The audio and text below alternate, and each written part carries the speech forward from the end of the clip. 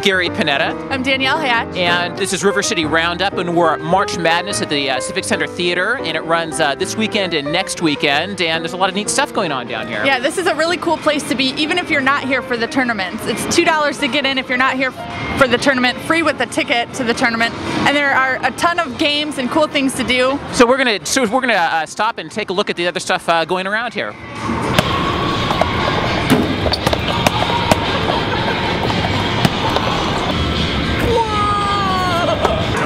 Okay, this is Dave Kensinger. He's the owner of Fun on the Run. And Dave, why don't you explain what this thing is in back of us? And what we've got here today is the Bungee Run. Two people get into, one in each lane. They each put a harness around their waist. It's hooked up to a bungee cord. One end to their harness, the other end to the back of the unit. The object is they race side by side. They come out as far as they can with a Velcro marker to see who can bring it out the farthest. Okay, I'm game for this. Are you game for this? I'm game for it. Let's do it. Okay, let's do it. Ready, go.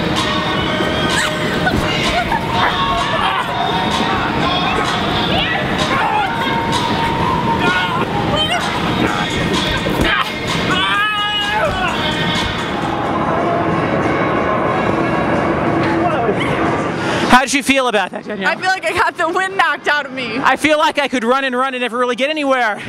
Awesome, great job. Okay, now look at this. It's really hard, it's really inexplicable, and look, there are public radio people there, and we know how intellectual and serious they are. I mean, look at them. What are they doing? They're like section cups on basketballs. What do you think, Danielle? I'd like to try it at some point. Oh, I don't know though. It's a little too compared to public radio. No, we can't. We're just dumb entertainment people.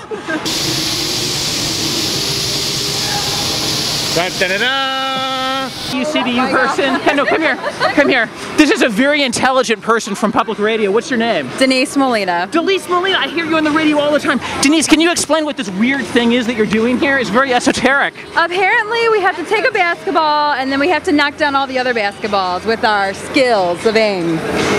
Lots of brain power here, right? Oh yeah, definitely.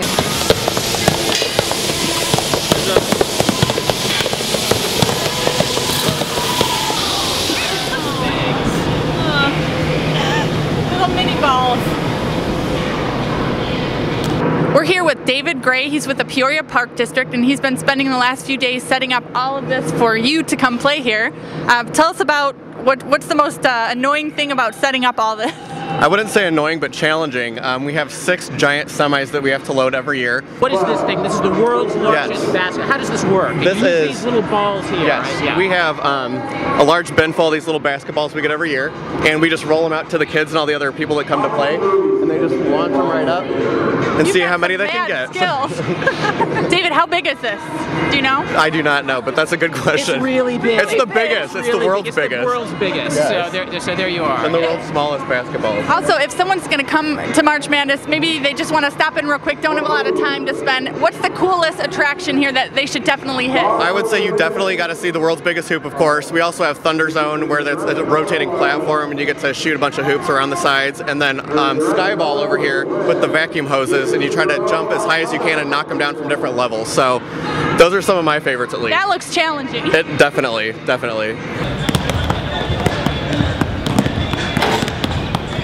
We're hanging out in Peoria Heights with Sully at Sullivan's Pub. And Sully, tell us about a little bit of what you have going on here for St. Patrick's Day. Well, it starts Sunday. We have the triology, and that's the white lace corned beef dinner on Sunday. And then Monday we have the pagan prime rib dinner and $4 Guinnesses. And then Tuesday, of course, we have St. Patrick's Day, which is all day, 9 a.m. We got a tent going out back and corned beef and cabbage and special furniture for the customers. There'll be plenty of room. And special potatoes, right? Oh yeah, special potatoes. We got imported potatoes. They're fingerling, the same style as Ireland. They're grown in Mexico now. They're grown in Mexico. Right. But they're Irish. But they're Irish potatoes. It's a multicultural potato. This is good. Tell us about your specialty drink. This is our Irish coffee. This is the one that started at Buena Vista in San Francisco. It started the whole Irish coffee. And we make it exactly like they do. In fact, we had people say they like ours better. We use Michael Collins instead of the Jameson. Okay. So what makes it so foamy on top? That's real whipped cream. So that could be a dessert or a drink. 4 or 5 would be a dessert. Okay. Why don't you tell me about what this is? This has a particular terminology attached to it. Originally, this was made by Guinness for the pumping of the Guinness beer. and it resembled a coffin, and being all the beers on it, and the Irish drink a lot, they nicknamed it the Irish coffin. So is it hollow on the inside? Do you have It's something hollow in with there? all of our beer lines, and that's where Beer line, no skeletons in there. Just Right, no, beer. in the old days they had them lined and they kept the ice in there to keep some of the beer chilled. So sort of a memento mori, I drink too much, this is reminding me of where I might be if I don't drink in moderation. Yeah, you drink yourself to death at 85 or 90. Drunk at this point. Okay, I'll take a sip of this. I'm going in, okay. Okay, this is really good. I think I could have 3 or 4 of these and end up on the floor. But you tell me this is medicinal. This is not just. It also can be used as an emergency medicinal. If you know somebody that's having a stroke in the restaurant, if you give them a real Irish coffee with the sugar, the whiskey, and the coffee and the real cream, and have them sip on it, it brings the body level back to what the same kind of thing, a pill they give in the hospital, and it stops the severity of a stroke. And I've had doctors tell me that too. Yeah, well, my body level is rising now because I've just sort of quaffed this, and I don't drink a lot, and man, this is good. Very good.